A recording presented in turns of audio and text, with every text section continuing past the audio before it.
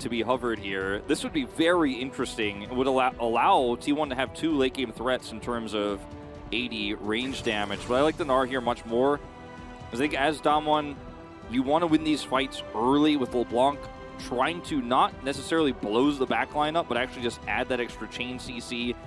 Maybe threaten Gnar, prevent him from getting the Gnar bar up, stuff like that. But otherwise, this LeBlanc pick isn't threatening much. Like, Kalista is very survivable, and Silas is very survivable. And that is what happened in game number 1. So let's see if T1 can do it again here as we hop onto the Rift for game 2.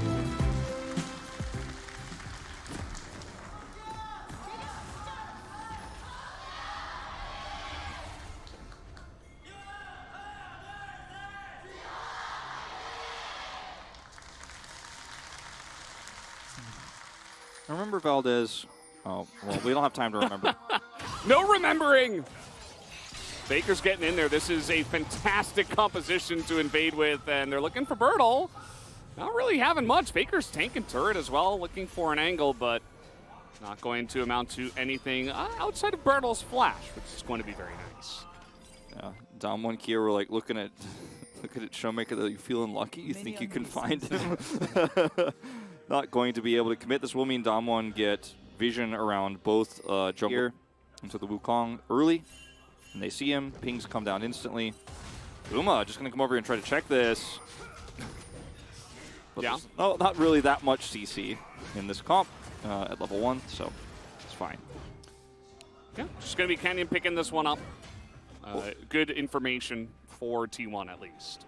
Well, I was going to ask you if you remembered, which I know you do. It was a rhetorical question I was going to ask. Remember when it was quirky as year at the beginning of the season? Yeah, I do. Yeah. This is the exact opposite of that. Is fight all the time, fight aggressively. Every lane is supposed to win on both teams. Speaking of, we're like still fighting potentially here. Yeah, so level 2 here. It looks like Owner pretty confident to take this with the red buff. But Phase Rush going to be very nice for Poppy to just say no to that fight. And T1's gamble on the level 1's nearly leading to a kill on a Bertle, grab his flash, which is quite significant. But right now, Canyon, the biggest recipient, the biggest winner of this exchange at the moment.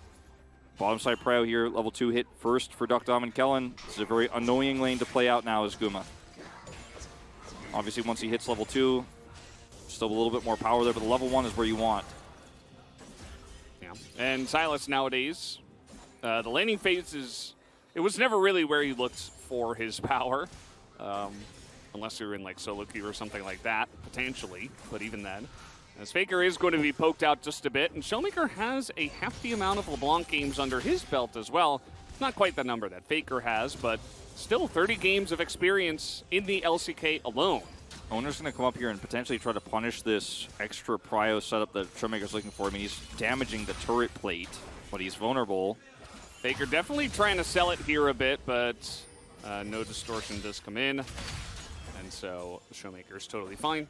Yep, doesn't commit to the distortion, so only easy. And there's unfortunately no follow-up CC from Faker there or Owner for a potential dive.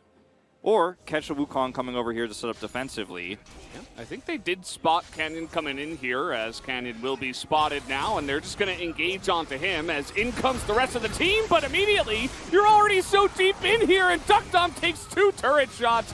Keria will not even go down, and a disaster for Damwon Kia. T1 reads him like a book and wins this early game. Could have just backed off and taken his blue buff and taken a 3-buff start and been very happy with the lead he had while they already had bottom prio. This draft is better from ahead, but you're the side that has the LeBlanc, you're the side that has the Renekton, you know, that's going to naturally start to win out against this Gnar in the lane. They tried to force this so hard, and 2 kills over to the Kalista on Damwon's play is just a disaster. Yeah, Canyon really trying to force these ganks to happen. Zeus looks like he knows this is coming. Can he get out of this one is the question. He's just going to hop onto his minion. Steadfast is so early. Yeah. It's the hop. I mean, it's Canyon with no buffs because he just died, right? So it's like, oh, okay. And he's not even farming. Is that T1 have such a massive amount of gold on this Kalista now that the Draven won't be able to keep up in these mid-game fights. And that's kind of the tipping point for both of these teams, is who wins those first few objective fights. The first Drake fight, or if there isn't one, you know, who gets the Drake and who gets the Herald. You can see it's a 4-2 right now. Guma, 3 of those wins on this Raven. Boy. Distortion gonna miss, but the chains will hit as trying to steal a Poppy ult, but that's not going to land. Just kind of just dash through as Canyon is on the follow here. Will flash as well, but Owner is right nearby. Can Faker live? The Kingslayer at the last moment does the flash in from Showmaker will secure the kill. As now you've got Birdall coming in from the top lane, actually, and now Owner's in a bit of trouble.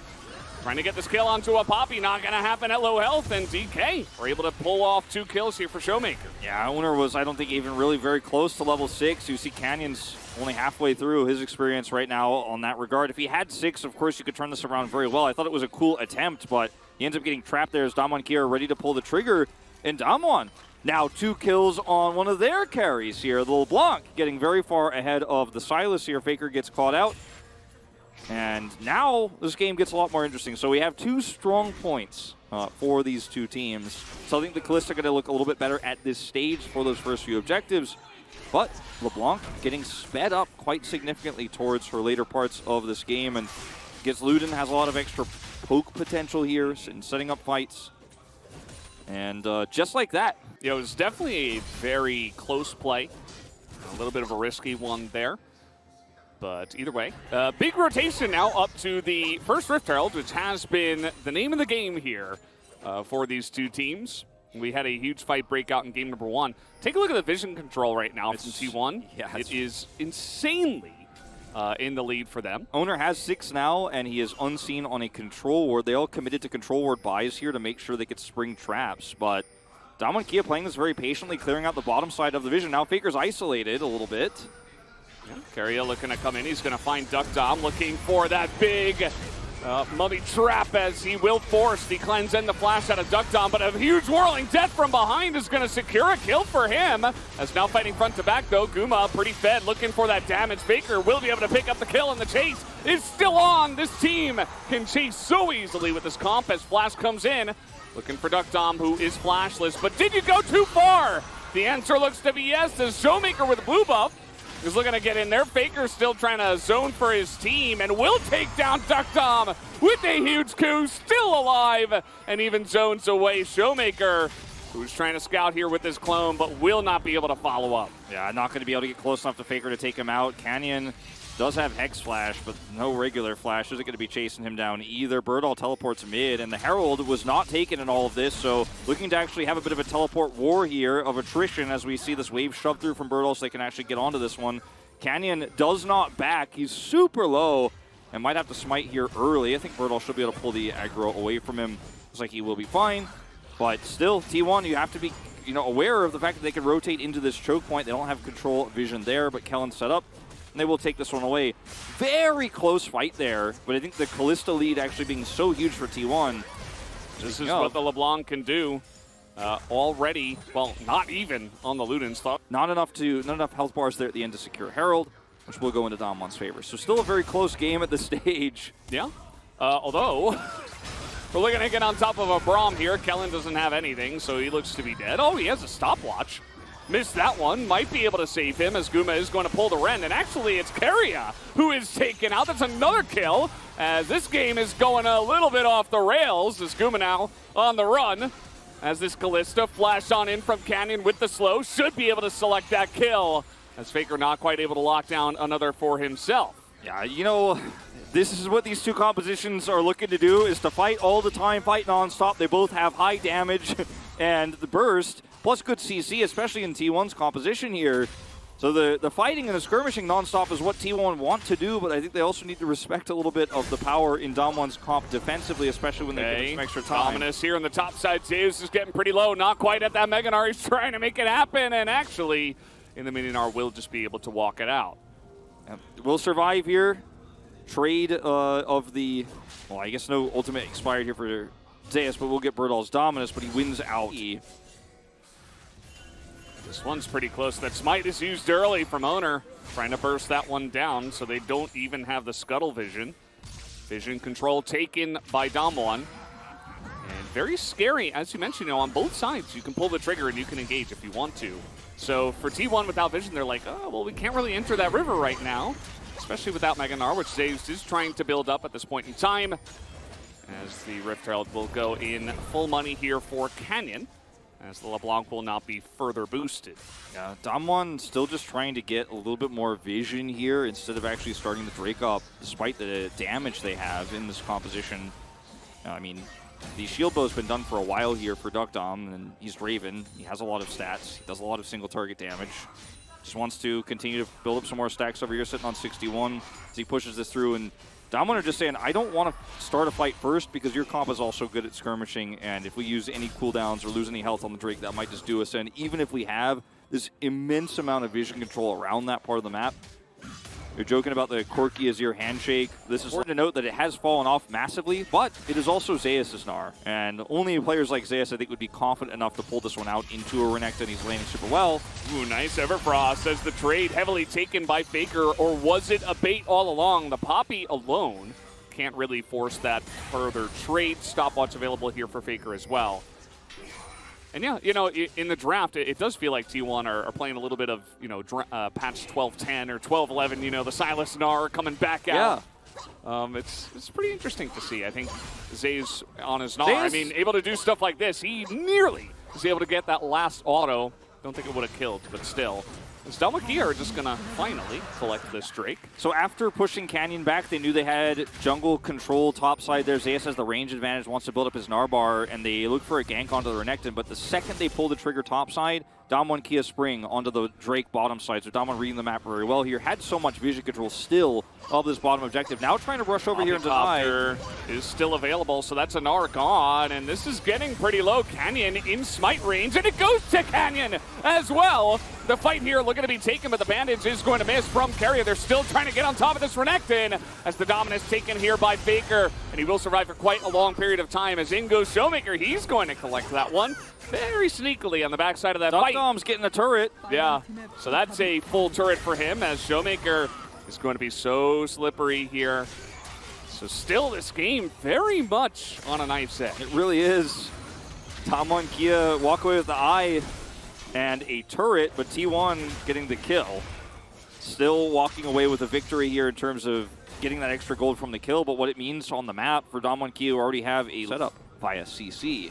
And I think T1 have the far superior set of that between the Amumu ult, Cyclone, Gnar, and Sylas, who has Everfrost. So in terms of how everything has happened so far, we're still sitting at only a 400 lead for Damwon, which is now no longer the case with that turret going down bottom side. It's very even, like we're basically dead even in terms of gold. I think T1's comp is much easier to pull off in the later parts of the game. And we'll see how these fights do end up looking, because Damwon Kia kind of coasting through this with a nice LeBlanc 2-0-2. Draven getting that cash out early. Has a lot of gold himself, picked up a collector early. But will they be able to team fight in a straight-up 5v5 when T1 have so many options for CC is the real question. And I think Showmaker is going to have to be the difference maker. He's going to have to be the one who threatens the backline and has to maybe threaten the Kalista once or twice, or try to bring the Gnar low while he's trying to set up for his Gnar bars. Stuff like that is what Damwon Kia need in terms of X Factor here, because their CC in terms of Wombo and straight-up fights, not as good as what T1 have to offer. Their single target is insane. Yeah, I have a lot of my faith in Showmaker, who's nearing this Shadow Flame already, right? Like, he's already doing his job very nicely, just hopping in, poking damage. Now, Duckdom can't get caught like this, as Faker is looking to just take him down. Duckdom will flash away, but Kellen looks to bite the dust. As Ingo saves as well, looking for the kill onto the 80 carry, and he will be able to pick it up as another crazy skirmish breaks out here. Showmaker picks up a kill onto the Gnar who dove. Also, Canyon goes in and takes out the Gnar, so turns once again into a bit of an even trade, but T1 with a slight victory. Yeah, T1 with the slight advantage, and that might be enough to grab the second Drake of the game here. Showmaker looking for some poke. Chains won't hit. This is still a very difficult fight to take here against T1 because they have a Kalista, and she's going to be doing massive damage here, 3v2. Canyon just looking for a steal and walk away. Yeah, might be able to, as nope, it's going to be Kalista with the Rend pull at the end of the day, as now on the chase here. It doesn't look like Uma will continue after getting chilling smited.